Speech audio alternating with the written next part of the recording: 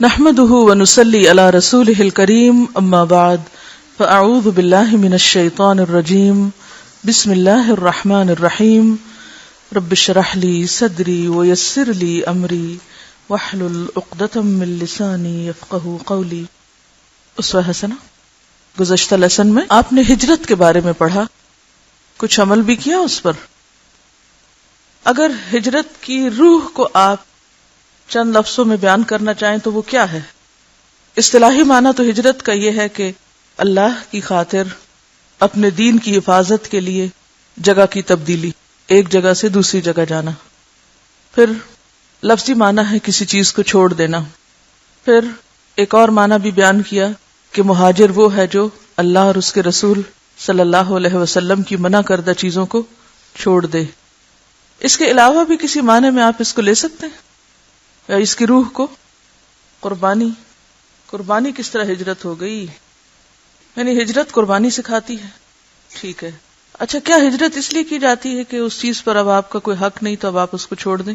یعنی آپ نے ناجائز قبضہ کیا ہوا تھا کسی اور کی چیز پر، تو پھر آپ نے کسی قاضی نے آپ کو کہا کہ بس آپ کے خلاف فیصلہ ہو گیا، اب آپ اس کو چھوڑ دیں.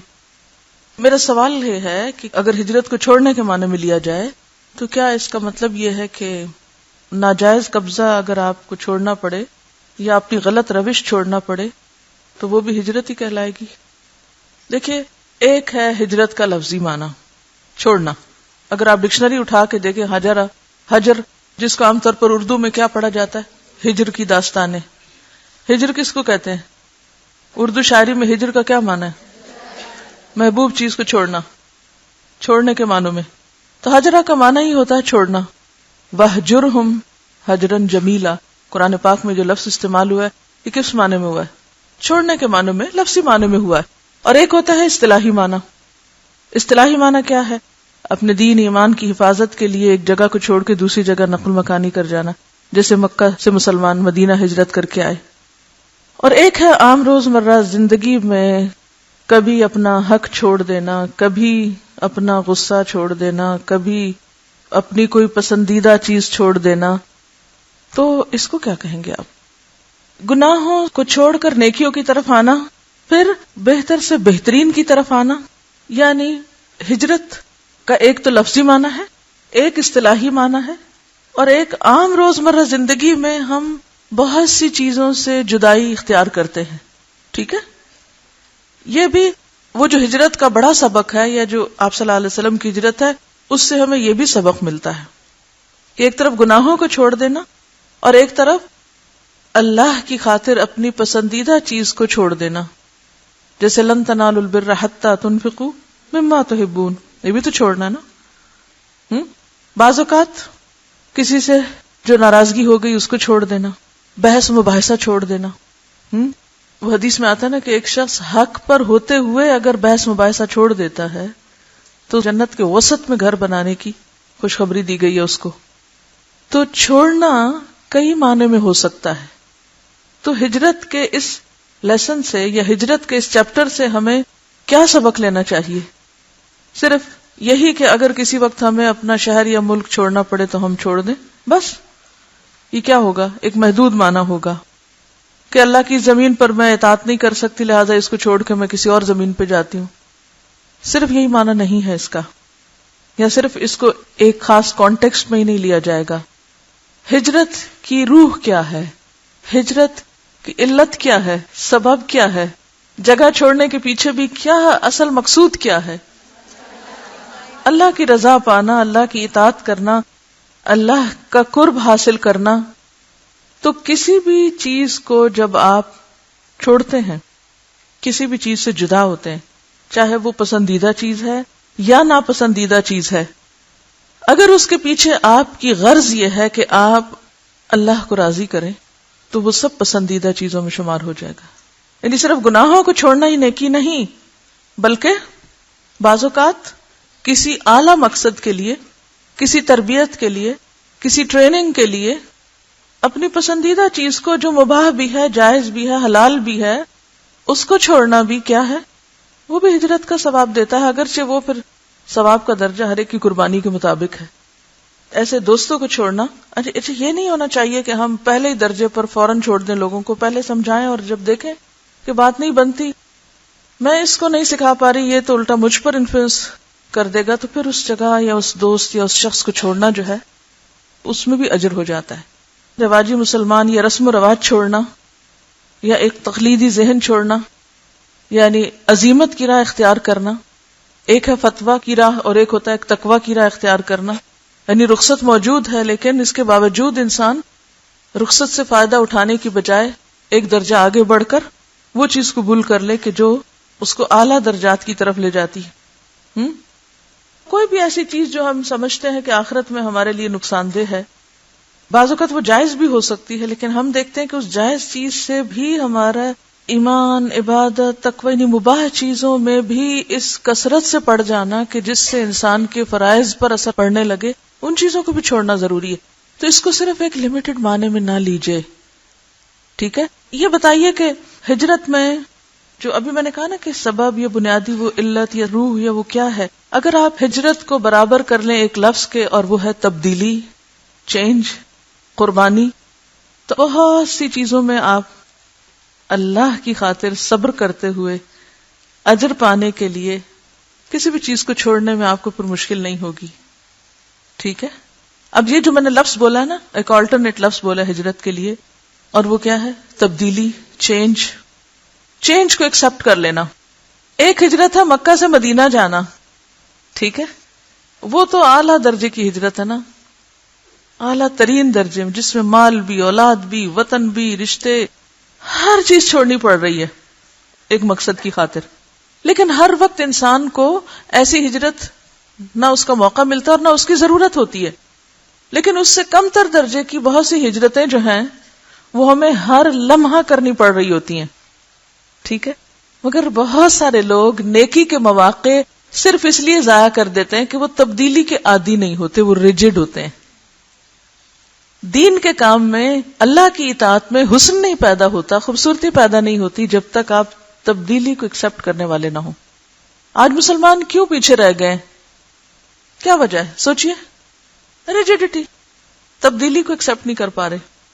اور آپ کو معلوم ہے انڈسٹری ریولوشن کے بعد تو دنیا کے سارے ہی حالات بدل گئے, اور اس کے بعد جو گلوبل ولیج بن گیا, کمیونیکیشن کے مینز میں آسانی ہو گئی, اس سے بھی بہت سی تبدیلیاں آئیں دنیا کے اندر. تو آج اگر دیکھا جائے کہ جن قوموں نے ترقی کی ہے, جن افراد نے ترقی کی ہے, انہوں نے ایک چیز کو اپنی زندگی کا اصول بنایا ہے, اور وہ ہے تبدیلی, اور تبدیلی کو ایکسپٹ کرنا. آپ کو معلوم ہے کہ جاپان میں ہر وقت غیر متوقع قسم کے حالات پیش آتے رہتے ہیں, جس میں خصوصاً جیوگرافیکل نوعیت ہے, ہر وقت زلزلوں کی زد میں ہونا, بارشیں, زلزلے, یعنی ایسی چیزیں جن پر آپ کا کوئی کنٹرول نہیں. کچھ تبدیلیاں تو ایسی ہوتی ہیں نا کہ آپ کی چوائس پہ ہوتی ہیں, آپ چاہیں تبدیل کریں, نہیں تو نہیں. مثلا آپ نے ایک کپڑے پہن لیا, آپ کا دل چاہتا تبدیل کرنے, کرے نہیں چاہتے, سال بھر ایک پہنے رکھے, اس پہ تو آپ کا اپنا بس ہے نا. لیکن اگر سردی سخت آ گئی تو اب آپ کیا کریں گے؟ آپ اپنا پسندیدہ لباس چھوڑیں گے؟ تو اب آپ کے پاس گزارا ہی نہیں ہے کہ آپ چینج ایکسپٹ کریں. اکثر میں نے دیکھا ہے کہ لوگ نقصان اٹھاتے ہیں ریجڈیٹی سے, اسٹیگننٹ ہونے سے, ایک چیز سے چمٹ جانے سے, آنکھیں بند کر کے بس ایک چیز کو پکڑ لینے سے. ایسا کیوں کیا جاتا ہے؟ ایسا کیوں ہوتا ہے؟ سستی, سہل پسندی, تنگ نظری, تعصب.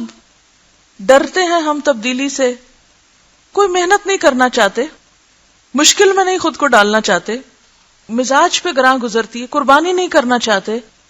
بعض اوقات انا, ایگو, پرسنل ریزنز کی وجہ سے انسان کو پتہ چل رہا ہوتا ہے کہ سچائی کیا ہے, حق کیا ہے, صحیح کیا چیز ہے, لیکن اس کے باوجود وہ اس کو اپنی انا کا مسئلہ بنا لیتا ہے. مسلم کیسا ہوتا ہے؟ مسلم کون ہوتا ہے؟ اگر صرف فرما بردار کہیں گے تو میں سمجھوں گی آپ نے رٹا رٹایا جملہ بولا ہے. مجھے رٹے رٹائے جملے نہیں اچھے لگتے. میں بہت زیادہ تبدیلی کی قائل ہوں. میں چند لفظ اگر ایک دفعہ بولوں تو اس کے بعد مجھے لگتا ہے اس کی روح جان نکل گئی, اب اس کو بدلو تاکہ ایک نئی سینس اور ایک نیا معنی سامنے آئے. مسلم تو وہ ہوتا ہے جس نے اپنا آپ کس کے حوالے کر رکھا ہے, ٹوٹلی پورے کا پورا کس میں دے, اللہ کو دیا ہوا ہے. ادھر مڑ جاؤ, نو پرابلم, مڑ گیا. ادھر مڑ جاؤ, مڑ گیا. وہ کر لو, کر لیا. کوئی رکاوٹ ہے ہی نہیں, کوئی پریشانی نہیں. تو کیا ہوا؟ سو واٹ کو پازیٹیولی لے لیں. سو واٹ, کیا ہوا؟ تو آپ اس کی پریکٹس کر سکتے ہیں. اتنی زندگی آسان ہو جائے گی, اتنی آسان ہو جائے گی. آپ دیکھیں گے کہ اندر کے سارے کمپلیکسز ختم ہو گئے. کچھ کھو گیا تو کیا ہوا؟ آئندہ ایسا نہیں کرنا چاہیے جس سے کچھ کھوئے. ٹوٹ گیا, اب یہ تو ٹوٹ گیا, سو واٹ, جانے دو. دنیا اتنی عارضی ہے, یعنی اس کی کوئی حقیقت نہیں. جیسے حدیث میں آتا ہے کہ مچھر کے پر کے برابر نہیں. تو کسی چیز کا آنا یا جانا کیا معنی رکھتا ہے؟ کیا معنی رکھتا ہے؟ کچھ بھی معنی نہیں رکھتا. گم گیا, سو واٹ. ہاں, صرف سبق اس میں کیا سیکھنے کا کہ میری کمزوری کہاں ہے, میری غلطی کہاں ہے, مجھے وہ دوبارہ نہیں کرنا کام جس سے نقصان ہوا ہے. لیکن جو ہو گیا اس پہ غم نہیں, اس کو روگ نہیں بنانا زندگی کا. چینج. اب دیکھیں کہ اللہ تعالیٰ کی اس کائنات میں اتنا چینج ہے. آپ کو معلوم ہے 1 سیکنڈ میں سورج کہاں چلا جاتا ہے؟ 1000 میل آگے چلا جاتا ہے. تو سوچئے, لمحے پر سوچئے. اب دیکھیں اب یہ موسم تبدیل ہو رہا ہے. جب تک سردی تھی یہاں بیٹھنا نسبتاً آسان تھا, اب ذرا دن بدن مشکل ہوگا. اب اس چینج کو کیسے ایکسپٹ کریں؟ بہت مشکل ہے. تو کیا ہوا؟ چند دن کی تو بات ہے. آخرت کی گرمی کیسے برداشت کروں گی؟ حشر کے دن تو سورج وہ سامنے ہوگا. اس کے لیے ضروری ہے کہ آپ آج کچھ سیکھیں, کچھ انتظام کریں تاکہ وہاں کی گرمی سے بچ سکیں. تبدیلی اس وقت آسان ہو جاتی جب تبدیلی کا فائدہ آپ کے سامنے ہو. ہر تبدیلی مشکل لاتی ہے, لیکن ان مع العسر یسرا, ان مع العسر یسرا. مجھ سے کوئی ذکر کر رہا تھا, خود میں نے پڑھا نہیں, کسی نے مجھ سے ذکر کیا, شیئر کر لیتی ہوں آپ سے بھی. میں نے کہا کہ بوڑھے لوگوں کو ویسٹ میں کچھ ایکسرسائزز کرائی جاتی ہیں جس سے ان کا حافظہ بہتر رہے, اور اس میں ایک طریقہ یہ بتایا جاتا ہے کہ آپ چیزوں کو ایک ہی جگہ پر نہ رکھا کریں. مثلاً آپ اگر ٹیبل پر کام کرتے ہیں اور ڈسٹ بن آپ نے اپنے رائٹ ہینڈ پہ رکھا ہوا ہے, تو کچھ دن کے بعد اس کو اٹھا کے لیفٹ پہ رکھیں. کیونکہ جب ہم اس طرح رکھ دیتے نا ایک چیز, کوئی ایفرٹ نہیں, دماغ پہ زور ہی نہیں ڈال, دماغ استعمال نہیں کرتے, تو جو حصہ ہم استعمال نہیں کرتے کیا ہوتا ہے؟ زنگ لگنے لگتا ہے. تو جو عمر زیادہ ہوتی ہے تو ہم بہت سی چیزوں کے بارے میں کانسیپٹ قائم کر چکے ہوتے ہیں, کچھ چیزوں کے عادی ہو چکے ہوتے ہیں. اب کیا ہے, وہ اس سے چینج ایکسپٹ نہیں کرتے. اسی لیے ہم نے دیکھا بڑے عمر کے لوگ چینج نہیں ایکسپٹ کرتے جلدی. بستر ان کا بدل جائے تو نیند نہیں آتی, وہ جگہ بدل جائے, موسم بدل جائے, گھر بدل, وہ بوڑھے ہو کر اکیلے رہیں گے, گھر نہیں چھوڑیں گے. اب بچوں کا گھر 100 درجے آرام دہ ہو سکتا ہے, سہولت ہو سکتی ہے, اس میں آرام ہو, سب کچھ ہو سکتا ہے, لیکن وہ کہتے نہیں, تم نے آنا اپنا گھر چھوڑ کے تو یہاں آ جاؤ, ہم نہیں جائیں گے.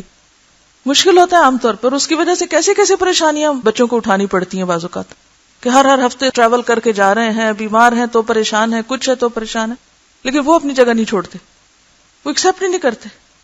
کئی ریزنز ہوتی ہیں. تو ایسے تمام لوگ خود بھی اذیت اٹھاتے ہیں اور دوسروں کو بھی اذیت دیتے ہیں جو تبدیلی کے عادی نہیں ہوتے. آپ کریٹو ہو ہی نہیں سکتے, آپ کے اندر تخلیقی صلاحیت پیدا ہو ہی نہیں سکتی جب تک کہ آپ تبدیلی ایکسپٹ کرنے والے نہ ہوں. یہ دیکھیے صبح شام جو ایک دعا پڑھائی جاتی ہے نا, اور اس کا اتنا بڑا فائدہ بتایا گیا کہ جو یہ پڑھے گا اللہ بھی قیامت کے دن اس کو راضی کر دے گا. اور وہ دعا کیا ہے؟ رضیت باللہ رب وبالاسلام دینا وبمحمد النبی. میں راضی ہوں اللہ کے فیصلوں, اسلام کے دین ہونے پہ. ہر روز نئی بات پتہ چلتی ہے, اب یہ کرو, ابھی یہ بہت مشکل ہے, یہ کیا؟ کیونکہ ہم جس لائف سٹائل کے عادی ہو چکے ہوتے ہیں اس میں چینج لانا بھی تو ہمارے لیے ایک مصیبت ہوتی ہے نا. ہم اللہ کی اطاعت کیوں نہیں کر سکتے؟ ہجرت اسی لیے تو ہوتی ہے, یہاں نہیں اللہ کی اطاعت کر سکتے اس زمین پہ چلے جاؤ. حبشہ کیوں گئے تھے لوگ؟ اسی لیے تو گئے تھے. مکہ میں نہیں عبادت ہو سکتی, چلو حبشہ میں جا کے کر لو. عبادت تو نہیں چھوڑ سکتے, جگہ چھوڑ سکتے. تبدیلی سے ہمارا دماغ بھی کھلتا ہے, ہم نئی نئی باتیں سوچتے ہیں, نئی نئی چیزیں سیکھتے ہیں. مثلا آپ اگر ایک ہی رستے سے روز گزرتے ہیں تو کیا ہوتا ہے؟ عادی ہو جاتے ہیں. آپ کہتے ہیں سب دیکھا ہو, آنکھیں بند کر کے بیٹھ, خود بخود آنکھیں بند, کھلی آنکھیں بھی بند ہوگی, کوئی نیا غور و فکر نہیں. لیکن جب آپ ایک رستہ بدلتے, کیوں کہا گیا عید کے دن کیا کرو؟ مسجد جاتے وقت ایک رستہ, آتے وقت دوسرا رستہ. اچھا اسی طرح اب آپ دیکھیں گے دعا استفتاح ہے, صرف ایک نہیں ہے, شاید 10-12 اگر میں بھول نہیں رہی, کیونکہ سید سابق کی کتاب میں نے پڑھی تھی, اس وقت موجود ہیں. بہت سے لوگ پریشان ہوتے, ہم نے تو بچپن سے سبحانک اللہ سنی تھی, یہ آپ کیا بتا رہے ہیں, یہ کہاں سے آ گئی؟ اللہم باعد بینی و بینہ, چاہے مطلب کتنا ہی خوبصورت کیوں نہ ہو, ہم ایکسپٹ نہیں کر پاتے. اچھا رکوع میں تسبیح اس کے علاوہ بھی پڑھ سکتے ہیں، نماز ہو جائے گی؟ فوراً پریشانی ہو جائے گی ہمیں. دین کے معاملے میں بھی اتنی وسعت ہے، مثلا رکوع کی 1 سے زائد دعائیں، رکوع سے کھڑے ہو کر 1 سے زائد تسبیحات ہیں، سجدے کی کئی دعائیں ہیں، اتحیات کے بعد جو آخری دعائیں ہیں وہ کئی ایک ہیں. یہ کیوں رکھی گئی؟ روز ایک ہی نہ پڑھو. کیوں؟ تاکہ شعور سے نماز پڑھ سکو. اچھا یہ کیا، کبھی راتیں لمبی ہو جاتی ہیں پھر چھوٹی ہو جاتی ہیں. اگر ایک جیسا موسم رہتا نا پھر بڑی آسانی تھی. مومن کی تو زندگی ہی چینج ہے. رمضان کیوں مختلف موسموں میں آتا ہے؟ حج کیوں مختلف موسموں میں آتا ہے؟ نمازوں کے اوقات میں بعض اوقات 2 نمازوں کے بیچ میں لمبا وقفہ ہوتا ہے، بعض اوقات قریب قریب آ جاتی ہیں. کیوں؟ ایک چیز کے عادی نہ ہو جائیں، دنیا سے دل نہ لگا لیں. تبدیلی کس لیے؟ سب سے بڑا مقصد یہ ہے دنیا سے دل نہ لگا بیٹھیں. کیونکہ ہوتا پتہ کیا ہے، جب ایک جگہ سے دوسری جگہ جانا پڑتا ہے دل کو بڑی تکلیف ہوتی ہے. حتیٰ کہ آپ نے دیکھا ہوگا کہ انسان تو انسان، ہمارا چیزوں سے بھی دل لگ جاتا ہے، چیزوں سے بھی دل لگ جاتا ہے. پتہ نہیں آپ کی کمزوری ہے کہ نہیں، میری تو بہت سخت کمزوری ہے، شدید ویکنس. جس چیز کو 2 دن استعمال کروں اس سے دل لگا بیٹھتی ہوں، پھر جب چھوڑتی ہوں تو تکلیف ہوتی ہے. پھر اس وقت ٹیسٹ کرتی ہوں، یہ دنیا سے محبت ہے نا، اسی سے تو اوپر اٹھنا ہے. اور ایک وجہ یہ بھی ہے کہ مسلسل ٹریول کرتی ہوں تاکہ چیلنجز جب ختم ہو جائیں تو پھر کیا ہوتا ہے، پھر انسان راحت آرام کا عادی ہو جاتا ہے، آگے نہیں بڑھتا، علم میں اضافہ نہیں ہوتا، سیکھتا نہیں. تو یہ عسر کی راہ ہے. تبدیلی کیا ہے؟ عسر ہے. لیکن اللہ کا وعدہ کیا ہے؟ ان مع العسر یسرا. انسان اپنے آپ کو دیکھے، بچپن سے جوانی، جوانی سے بڑھاپا، کچھ نہ تھے، پھر زندگی ملی، پھر موت، پھر زندگی. آپ اپنے آپ کی ریٹنگ کر سکتے ہیں اپنی سکسیس کی کہ آپ کے اندر کتنے % مادہ اور کتنی پرومپٹ تبدیلی کو ایکسپٹ کرنے کی آپ کے اندر صلاحیت پائی جاتی ہے. ہر ایک اپنا اپنا جائزہ لے. تبدیلی سے تجربہ ہوتا ہے، اور تجربے سے ہی انسان کی لرننگ جو ہے وہ پھر زیادہ بہتر ہوتی ہے، اسٹرانگ ہوتی ہے. بعض اوقات ایسا بھی تو ہوتا ہے نا کہ ایک ہی کام کرتے کرتے آپ تھک جاتے ہیں، تو پھر چینج ایک نعمت بھی بن جاتا ہے. اصل میں تبدیلی نام ہی اس چیز کا ہے کہ انسان ہر دم تیار رہے. اذ قال له ربه اسلم قال اسلمت لرب العالمین. کچھ مشکل نہیں، میں خالق نہیں ہوں، میں مخلوق ہوں، میں الہ نہیں، عابد ہوں، مجھے عبادت کرنی ہے، مجھے اللہ کی اطاعت کرنی ہے. وما خلقت الجن والانس الا لیعبدون. عبادت کا معنی کیا ہے؟ عبادت کا معنی کیا، بھول گئے؟ 2 لفظ سکھائے تھے میں نے آپ کو، الخضوع والتذلل. خضوع کا کیا معنی ہوتا ہے؟ جھک جانا، دب جانا. تذلل کا معنی بھی عاجزی اختیار کرنا. جس کے اندر تکبر ہوگا وہ تبدیلی نہیں ایکسپٹ کر سکتا. جس کے اندر عاجزی ہو، جس نے اپنے سرکش نفس کو اپنا تابع کر لیا ہو، اس کے لیے کچھ مشکل نہیں ہوتی. ایسے لوگ غم اور دکھ اور پریشانی، یعنی جو تکلیف دہ صورتحال ہوتی ہے اس کو بھی ایکسپٹ جلدی کر لیتے ہیں، اور پھر نتیجتاً ان کے اندر وہ جو پریشانی اور ٹینشن ہے وہ جنم نہیں لیتی. یہ ٹینشنز جنم کیوں لیتی ہیں؟ ان کے پیچھے کیا ریزن ہے؟ تبدیلی ایکسپٹ نہ کرنا. جو حالات ہم پہ پڑ چکے ہیں تقدیر کی وجہ سے، ان کو قبول نہ کرنا. اور یہ تبدیلی ایکسپٹ کرنا تو ہمارے ایمان کا حصہ ہے. تو جو شخص تقدیر پہ راضی ہو جاتا ہے، اللہ بھی اس کا دل پھر خوشی سے بھر دیتا ہے. تبدیلی اگرچہ ایک مشکل ترین چیز ہے، لیکن اگر انسان کے سامنے فائدے رہیں اور مثبت سوچ ہو، وہ عسر میں سے یسر نکال سکتا ہو تو پھر مشکل بھی نہیں رہتی. فورسز میں آپ دیکھیں کہ ایک جگہ پر نہیں رکھا جاتا، ہر تھوڑے دن کے بعد اسٹیشن تبدیل کر دیا جاتا ہے. اس کے پیچھے کیا حکمت ہے؟ ہر طرح کے حالات میں کام کر سکیں. مومن کو ہر طرح کے حالات میں کام کرنے کا عادی ہونا چاہیے. یہ کسی نے لکھا ہے، میں آپ سے روم شفٹنگ کا ایکسپیرینس شیئر کرنا چاہتی ہوں. شاید ہاسٹل میں کمروں کی جو شفٹنگ ہوئی ہے اس کی طرف توجہ ہے. 1 ہفتہ پہلے انفارم کرنے کی وجہ سے مینٹلی ہم پریپیئرڈ تھے. روم شفٹنگ سے ہمیں کوئی پریشانی نہ ہوئی کیونکہ ہمیں پتا تھا ہم یہاں تھوڑے دنوں کے لیے، اس لیے جہاں بھی جگہ مل جائے الحمدللہ. کسی بھی چیز سے دل نہ لگایا، بلکہ اگلے روم کے بارے میں سوچنے لگ گئی. جب شفٹنگ کی اناؤنسمنٹ ہوئی تو سب کو اپنی اپنی فکر ہوئی، مجھے بھی اپنے روم کی فکر تھی، سب سے زیادہ اپنے سامان کی کہ وہ حفاظت کے ساتھ اپنی جگہ پہنچ جائے. ایسے لگ رہا تھا کہ مجھے جگہ نہیں ملے گی، باقی سارے پہنچ جائیں گے اور میں رہ جاؤں گی. کچھ لوگ دنیا میں ہی رہنا چاہتے ہیں اور کچھ آخرت کے لیے بےتاب. جب اپنے دوسرے کمرے میں سیٹ ہو گئے تو اپنے ساتھیوں کی فکر ہوئی کہ وہ کہاں ہیں، پھر دوسرے کمروں میں جا کے ان کو ڈھونڈا. اس ساری شفٹنگ سے میں نے بہت کچھ سیکھا. آج میں نے نبی صلی اللہ علیہ وسلم کی ہجرت، انصار و مہاجرین کے تعلق کو دل سے محسوس کیا اور میرا دل رو رہا تھا انصار و مہاجرین کو یاد کر کے. اس تبدیلی نے مجھے آخرت کی یاد دلائی کہ جب ہم دنیا سے تبدیل ہو کر، پروموٹ ہو کر، شفٹ ہو کر، مر کر اگلی دنیا میں پہنچیں گے تو اس وقت فکر کس چیز کو ہوگی؟ پیچھے والوں کو تو فکر ہوتی ہے نا، ہاں یہ جا رہا ہے، اور جانے والے کی فکر کیا ہوتی ہے؟ میرا سامان، میرا اعمال نامہ وہ ساتھ ہے، آگے کیا ہے؟ اور اسی طرح جب لوگ جنت میں پہنچ جائیں گے پھر ان کو یاد آئے گا اچھا وہ رشتہ دار کہاں ہے، اچھا وہ دوست کہاں ہے، اچھا فلاں کہاں ہے اور فلاں کہاں ہے. اس سے پہلے کے سارے مرحلے میں ان پہ کیا بیتے گی؟ میں کہاں ہوں، میرا کیا بنے گا، نفسی نفسی. چلیے، دین حق کی ترقی ہجرت کے بعد ترقی ہوتی ہے، تبدیلی کے بعد ترقی آیا کرتی ہے. طائف سے واپسی کے بعد آپ برابر مکہ میں مقیم رہے. ہر طرف سے مصائب و آلام کا سامنا تھا، سب کچھ سہتے تھے مگر دعوت حق سے منہ نہ موڑتے تھے. یہاں ایک اور بات پتہ چلتی ہے، تبدیلی تو اپنی جگہ مگر استقامت اپنی جگہ. اصولوں کی تبدیلی نہیں ہوا کرتی، اللہ اور اس کے رسول سے وفاداری میں تبدیلی نہیں ہوا کرتی. وہاں استقامت ہوتی ہے چاہے کیسے بھی حالات ہو.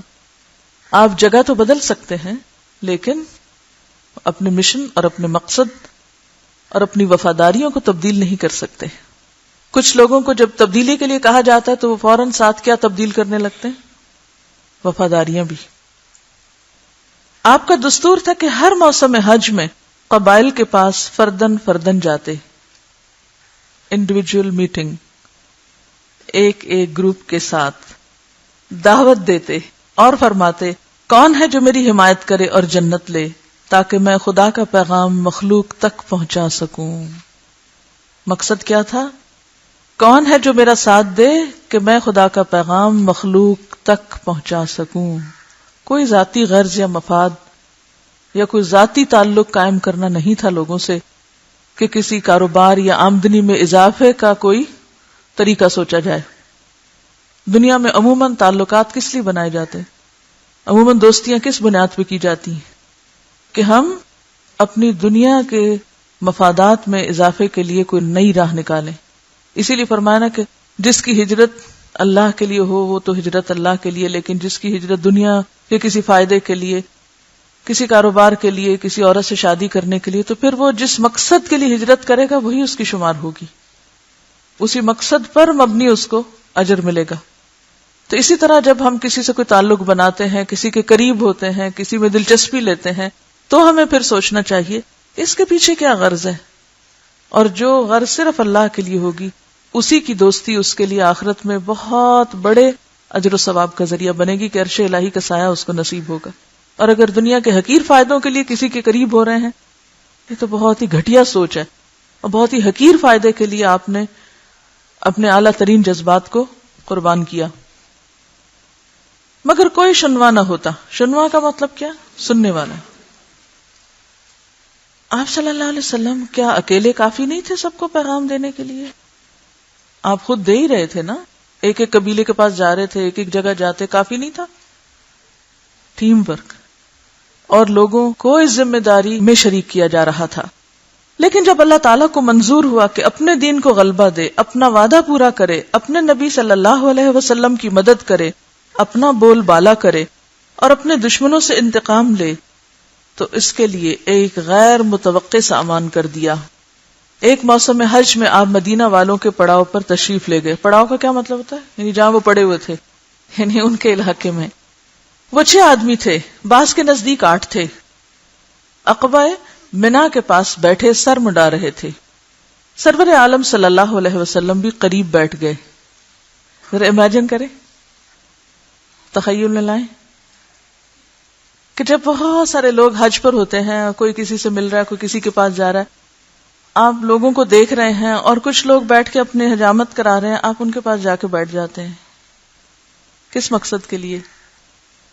اب بھی لوگ حج پر حرم میں لوگوں کے پاس آ کے بیٹھتے ہیں، لیکن عموماً کس لیے؟ کچھ مانگنا وغیرہ ہوتا ہے. بعض لوگ آئیں گے، آپ کے پاس بیٹھیں گے، سلام دعا کریں گے، تھوڑی دیر بیٹھیں گے، پھر اس کے بعد آپ سے کچھ مانگنا شروع کر دیں گے. اب ملاقاتیں صرف دنیاوی اغراض کے لیے رہ گئی ہیں. دینی محبتیں، خالص محبتیں وہ پیچھے چلی گئیں، خود غرضیاں باقی رہ گئیں. اور کس قدر افسوس کی بات ہے نا کہ کوئی کسی سے صرف اس کے مال کی وجہ سے محبت کرے، پھر اس شخص سے تو محبت نہ ہوئی آپ کی. بہرحال آپ قریب بیٹھ گئے، دعوت حق پہنچائی، قرآن سنایا. آپ کی تبلیغ کا انداز یہی تھا کہ لوگوں کے پاس بیٹھ کر ان کو قرآن سنایا کرتے تھے. ہم کیا سناتے ہیں لوگوں کو؟ وہ ہماری میڈم نے یہ کہا تھا، وہ فلاں ٹیچر نے یہ کہا تھا. یہ تبلیغ کا انداز غلط ہے، تبلیغ کا انداز غلط ہے. یہ انسانوں کو کوٹ مت کیا کریں. کسی کے پاس بھی بیٹھے، کوئی کتاب لے لیں، قرآن پاک لے لیں، کوئی آیت آپ کو اچھی لگی، آپ اس سے وہ شیئر کریں.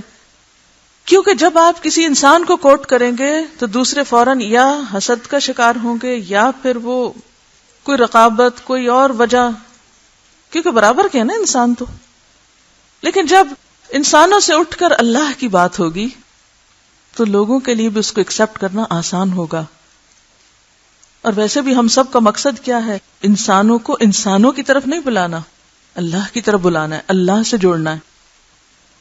ان کے دل نرم ہو گئے، قرآن سنایا، ان کے دل نرم ہو گئے. قرآن اس لیے بھی سناتے تھے آپ کے قرآن پاک میں اللہ تعالیٰ فرماتے ہیں وَجَاهِدْهُمْ بِهِ جِهَادًا كَبِيرًا وَذَكِّرْ بِالْقُرْآنِ. قرآن پاک میں آتا ہے وَذَكِّرْ بِالْقُرْآنِ مَن يَخَافُ وَعِيدٍ. الحمد للہ الذی انزل علی عبدہ الکتاب ولم یجعل لہ عوجا قیما لینذر بأسا شدیدا من لدن. تو آج بھی بندگان خدا تک پیغام پہنچانے کا صحیح طریقہ کیا ہے کہ ان کو اللہ کے کلام کی طرف بلایا جائے، ان کو وہ سنایا جائے، کیونکہ فیہ ذکرکم، اس میں تمہاری باتیں ہیں، لوگوں کی باتیں ہیں. لیکن بات یہ ہے کہ پہلے خود کو سمجھ تو آئی ہو، پہلے اپنے دل میں تو اترا ہو. جس دن یہ آپ کے دل میں اتر گیا نا، اس دن پہنچانا بھی مشکل نہیں ہوگا. مشرف با اسلام ہوئے اور مدینہ لوٹ گئے. وہ لوگ اسی سیٹنگ میں مسلمان ہو گئے اور واپس پہنچ کر وہ خاموش نہیں بیٹھے، تبلیغ و دعوت شروع کر دی ایک کلاس لے کر. ہم کہتے ہیں عالم نہ بنے تو ہم کسی کو ایک لفظ نہیں بتا سکتے. اسلام اس طرح پھیلا ہے، جو پتا ہے بتا دو آگے، بس اتنا ہی بتا دو جس میں اللہ تعالیٰ نے بڑی کامیابی عطا فرمائی. اب آپ دیکھیں یہ وہ لوگ ہیں جو سچے دل سے اسلام لائے ہیں، انہوں نے اسے ایکسپٹ کیا ہے، قرآن سن کے متاثر ہوئے ہیں اور جا کے آگے اپنی قوم کو بتاتے ہیں، وہی قرآن ان کے سامنے رکھتے ہیں، اور اللہ تعالیٰ نے ان لوگوں کے اس کام کو بہت کامیابی دی. مدینہ کا ایک گھر بھی باقی نہ رہا جس میں اللہ اور اس کے رسول کا چرچا موجود نہ ہو. مدینہ میں سب سے پہلی مسجد جس میں قرآن کی تلاوت ہوئی مسجد بنی زریق ہے. پہلی مسجد جس میں قرآن کی تلاوت ہوئی مسجد بنی زریق ہے. کیا انداز تبلیغ ملتا ہے؟ ایک ایک گھر میں 1 to 1 سب تک پیغام، قرآن سب کے لیے، دین سب کے لیے. ہم بھی کہتے تو ہیں لیکن ہم میں سے کتنے لوگ اس کو سب کے لیے سمجھتے ہیں؟ چھوٹی ایفرٹ سے شروع ہوتا ہے لیکن پلاننگ ہے، اس میں ایک منصوبہ بندی ہے کہ ایک ایک گھر جانا ہے، ایک ایک شخص کو ٹارگٹ کرنا ہے، ایک ایک شخص تک میسج لے کے جانا ہے. ہم ایسی کوئی پلاننگ نہیں کرتے. ہم سوچتے ہیں اچھا کوئی ہاتھ لگ گیا تو بس اس کو بتا دیں گے، جہاں بس چلا وہیں سنا دیں گے. دوسرے سال موسم حج میں 12 انصاری مکہ آئے جن میں 5 اولین مسلمانوں میں سے تھے. یعنی وہ دوبارہ حج کرنے آئے جو پچھلے سال آئے تھے، ان میں سے 5 وہی تھے دوبارہ. انہوں نے عقبہ کے پاس رسول اللہ صلی اللہ علیہ وسلم سے عورتوں کی بیعت کی اور واپس چلے گئے. تیسرے سال ان کے 73 مرد اور 2 عورتیں آئیں اور اس بات پر بیعت کی کہ رسول اللہ صلی اللہ علیہ وسلم کی اس طرح حفاظت اور حمایت کریں گے جس طرح اپنے اہل و عیال کی اور خود اپنی کرتے ہیں. آپ نے انہی میں سے 12 نقیب مقرر کیے، گروپ بندی کی. اس سے کیا پتہ چلتا ہے؟ آرگنائزیشن. کیونکہ پرسنل اٹینشن کے لیے اور لوگوں کو انڈیویجولی ٹارگٹ کرنے کے لیے یہ تنظیم بے حد ضروری ہے. اس واقعے کے بعد صحابہ کو ہجرت مدینہ کی اجازت دی گئی اور مسلمان جوق در جوق، یہ کیا ہوتا ہے؟ یعنی والہانہ انداز میں، یعنی کثرت سے، جوق در جوق یعنی کثرت سے خفیہ طور پر روانہ ہونے لگے. انصاریوں نے بڑی آؤ بھگت کی اور مدینہ میں ہر طرف اسلام پھیل گیا. یہ ہے تبدیلی کا فائدہ. پھر اللہ تعالیٰ نے خود اپنے پیغمبر کو بھی ہجرت کی اجازت دی. چنانچہ آپ مکہ سے بروز دوشنبہ، یہ کیا ہوتا ہے دوشنبہ؟ سوموار، منڈے، ماہ ربیع الاول، بعضوں کا قول ہے ماہ سفر کو چلے. حضرت ابو بکر صدیق، ان کے غلام عامر بن فہیرہ اور رہبر، یہ نام نہیں ہے، اس کو دوسری اردو میں ہونا چاہیے. رہبر کس کو کہتے؟ گائیڈ. عبداللہ بن الارقیط ہم رکاب تھے. سفر جاری کرنے سے پہلے آپ حضرت ابو بکر کے ساتھ 3 دن تک غار ثور میں رہے، کیونکہ مشرکین تعاقب میں تھے. پہلے کہاں گئے؟ سیدھے نہیں روانہ ہوئے، پہلے غار ثور میں گئے. کیوں؟ یہ انتہائی سمجھداری تھی، اس کو حکمت کہتے ہیں، کہ پتا تھا کہ اگر ہم سیدھے گئے تو ڈائریکٹ پیچھے آئیں گے اور پکڑے جائیں گے. تو ایسے میں انسان پھر سوچ سمجھ کر کام کرے. یہ بھی ایک پلاننگ تھی. ہم ہر کام جوش سے کرنا چاہتے ہیں وداؤٹ اینی پلاننگ. کیونکہ مشرکین تعاقب میں تھے. پھر ساحل کی راہ سے روانہ ہوئے، رستہ ہی بدل دیا، یہاں تک کہ مدینہ کے قریب پہنچ گئے. 12 ربیع الاول دوشنبہ کا دن تھا. حوالی مدینہ میں یعنی آس پاس قباء نامی گاؤں میں ٹھہرے. خاندان عمرو ابن عوف کو مہمان نوازی کی سعادت میسر آئی. ان کے ہاں 14 دن قیام رہا اور مسجد قباء کی بنیاد رکھی. جمعہ کے دن شہر مدینہ کا قصد کیا. نماز کا وقت بنی سالم میں ہو گیا. اترے، سب مسلمانوں کو جمع کیا جن کی تعداد وہاں 100 تھی. پھر اپنی اونٹنی پر سوار ہو کر آگے بڑھے. لوگ ہر طرف سے دوڑ دوڑ کے آتے اور اونٹنی کی مہار پکڑ کے مہمان بننے کی پیشکش کرتے. جواب ملتا چھوڑ دو، اسے حکم مل چکا ہے. اونٹنی کی مہار چھوڑ دو، کیونکہ ہر ایک اسے اپنی طرف لے جانا چاہ رہا تھا. تو آپ نے کہا مہار چھوڑ دو، یہ مامور ہے، اسے حکم مل چکا ہے. چنانچہ وہ چلتے چلتے اس مقام پہ بیٹھ گئی جہاں اب مسجد ہے، مسجد نبوی. یہ زمین بنی نجار کے 2 لڑکوں سہل اور سہیل کے جانوروں کا استبل تھی. آپ اتر پڑے اور ابو ایوب انصاری کے مکان میں فروکش ہوئے. فروکش یعنی تشریف فرما ہوا، قیام پذیر ہوئے. پھر اپنی مسجد تعمیر کی. کھجور کی ڈالیوں اور کچی اینٹوں کی عمارت تھی. خود سرور عالم اور صحابہ دیواریں اٹھاتے تھے یعنی تعمیر کرتے تھے. مسجد کے بعد اپنا حجرہ تعمیر فرمایا. پھر قرب و جوار میں ازواج مطہرات کے حجرے، جن میں آپ سے قریب تر حجرہ حضرت عائشہ صدیقہ کا تھا. 7 ماہ بعد ابو ایوب انصاری کے ہاں سے اٹھ کر اپنے گھر میں تشریف لائے. یعنی 7 مہینے آپ نے حضرت ابو ایوب انصاری کے گھر میں قیام فرمایا. رسول اللہ صلی اللہ علیہ وسلم کی ہجرت کی خبریں حبشہ پہنچی تو 33 مہاجر مدینہ کو چلے، حبشہ سے مدینہ آنے لگے، جن میں سے 7 تو اہل مکہ کے ہاتھوں میں پڑ کے قید ہو گئے، پکڑے گئے. باقی خدمت نبوی میں پہنچ گئے. ہجرت کے وقت عمر مبارک 53 برس کی تھی. یعنی اتنی عمر کے باوجود تبدیلی کو خوشی سے ایکسپٹ کیا. سب بزرگوں کے لیے اس میں سبق.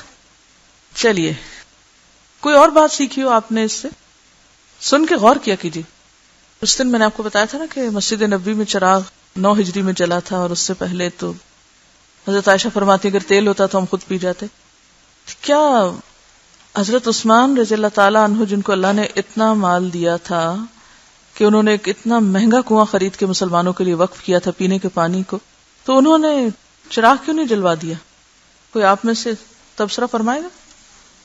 ہاں، اس سے زیادہ ضروری کام موجود تھے. پرائرٹائز کرنا اپنے ایکسپینڈیچرز کو بھی، یعنی پلاننگ میں بھی تبدیلی. چینج اگر ہم چاہتے ہیں تو پلان چینج ہونا چاہیے. بعض اوقات موقع نہیں بھی ملے تو ایکسپٹ کرنا چاہیے. یعنی بعض اوقات ایسا بھی ہوتا ہے کہ پلاننگ کا وقت نہیں ملتا، ارجنسی ہوتی ہے کسی چیز میں، تو ایسی صورت میں فوری تبدیلی بھی کوئی نقصان نہیں دیتی. مثال کے طور پر حضرت خالد بن ولید کا فتح مکہ سے پہلے اسلام قبول کرنے کے بعد ان کو لشکر کا سپہ سالار بنا دینا، اور ان سارے لوگوں کو جو اتنے عرصے سے ساتھ تھے، ہجرت کر کے آئے تھے، کئی سال سے مدینہ میں قربانیاں کر رہے تھے، ان میں سے کسی کو وہ عہدہ نہ دینا، یہ ایک ایسی تبدیلی تھی کہ عادت میں کہ لوگوں کے لیے ایکسپٹ کرنا مشکل ہو رہی تھی، لیکن کسی نے بھی کوئی اعتراض نہیں کیا. محسوس کیا ہوگا لیکن اعتراض نہیں کیا، فوراً سمعنا و اطعنا. اللہ وہ بالکل نیو مسلم ہے اور اتنے شدید دشمن بھی تھے اسلام کے پہلے، ان کا پچھلا ریکارڈ آپ دیکھیں. لیکن سبق کیا سیکھنے کو ملتا ہے کہ یہ ایک مسلمان ہے، لا الہ الا اللہ پڑھ لیا اور ہمارا بھائی ہو گیا، اب ہم اس پہ مکمل اعتماد کرتے ہیں. یہ کانفیڈنس دینا بھی بہت ضروری ہوتا ہے. پھر آپ دیکھیں حضرت عمر کے دور میں یہی خالد بن ولید ہیں، بغیر کسی پلاننگ کے یکا یک جا کے سنا دیا جاتا ہے تبدیلی. وہ فوری طور پر ایکسپٹ کرتے ہیں اس تبدیلی کو اور اپنی جگہ چھوڑ دیتے ہیں. لوگوں نے کوشش بھی کی کہ ان کو احساس دلائیں کہ تمہارے ساتھ اچھا نہیں ہوا، لیکن انہوں نے کیا کہا تھا؟ کسی کو یاد ہے ان کے جملے؟ میں عمر کے لیے نہیں لڑ رہا تھا، میں عمر کے خدا کے لیے لڑ رہا تھا. تو اگر میں خدا کے لیے جنگ کر رہا تھا تو میں بحیثیت سپاہی بھی لڑ سکتا ہوں اور میں اپنے نئے امیر کو قبول کرتا ہوں. یہ وہ صلاحیت تھی صحابہ کرام کے اندر تبدیلی کو ایکسپٹ کرنے کی، چونکہ مقصد ایک تھا نا سب کے نگاہ میں. تو بعض چیزیں یعنی بہت اچھا ہوتا ہے کہ اگر ایک چیز کی تیاری کر کے اگر تبدیلی کی جائے، لیکن بعض اوقات حالات کا تقاضا یہ ہوتا ہے کہ آن دا اسپاٹ فوری تبدیلی کی جائے، کیونکہ اگر آپ وہ نہیں کریں گے تو کیا نتیجہ ہوگا، اس سے بڑی مشکل میں پڑ جائیں گے. یعنی تبدیلی کرنے والوں کو تو کیا چاہیے؟ پلاننگ کریں ان کے پارٹ پہ یہ، لیکن جن کے حق میں تبدیلی ہو رہی ہو ان کو کیا چاہیے کہ اس کو کسی بری نیت سے لینے کے بجائے ایکسپٹ کریں. وہ کہتی ہیں اچانک کسی مہمان کا آ جانا میزبان کے لیے ایک تبدیلی کو ایکسپٹ کرنے کا موقع ہوتا ہے، لیکن اس وقت عموماً قبول نہیں کیا جاتا. چلیے، آپ کو پتا ہے کہ اب بھی دنیا میں جو ملٹی نیشنل کمپنیز ہیں وہ اپنے ایگزیکٹوز کو کس طرح تبدیل کرتی ہیں؟ کسی کو معلوم ہے؟ کسی کو نہیں معلوم. بعض اوقات بالکل ان پلانڈ 24 آور میں تبدیل کر دیا جاتا ہے. ابھی میں گئی ہوئی تھی باہر، تو وہاں کسی کے بارے میں اسی طرح مجھے پتا چلا کہ نیکسٹ ڈے جب اپنی ڈیوٹی پر گئے تو انہیں کہا کہ آپ کی جگہ تبدیل ہوگی. انہیں اپنے کمپیوٹر تک کو دوبارہ ایکسس کرنے کا موقع نہیں ملا، کسی بھی چیز کو. اور اسے ایکسپٹ کیا، کوئی مائنڈ بھی نہیں کیا، اور نہ ہی کسی اور سننے والے نے کہا ہے اس بیچارے کے ساتھ کیا ہو گیا. اسی وقت چابیاں لے لیتے ہیں فوری، کوئی مائنڈ نہیں کرتا، کوئی برا نہیں مناتا. جہاں بھیجتے ہیں چلنے کو تیار ہو جاتے. کیوں؟ اس لیے کہ نوکری چاہیے نا، دنیا کا فائدہ ہے. اگر یہاں آپ بگڑیں گے تو کیا ہوگا؟ وہ کہیں گے نکل جاؤ. ہمارے ہاں اصل میں وہ سبمیشن نہیں ہے، سبمیشن ہی نہیں ہے. سبمیشن اس وقت آتی ہے جب آپ کو کسی مقصد سے لگن ہوتی ہے. جب لگن اپنی ذات سے ہوتی ہے تو پھر آپ تبدیلی نہیں ایکسپٹ کر سکتے. وآخر دعوانا ان الحمد للہ رب العالمین. سبحانک اللہم وبحمدک، نشہد ان لا الہ الا انت، نستغفرک ونتوب الیک.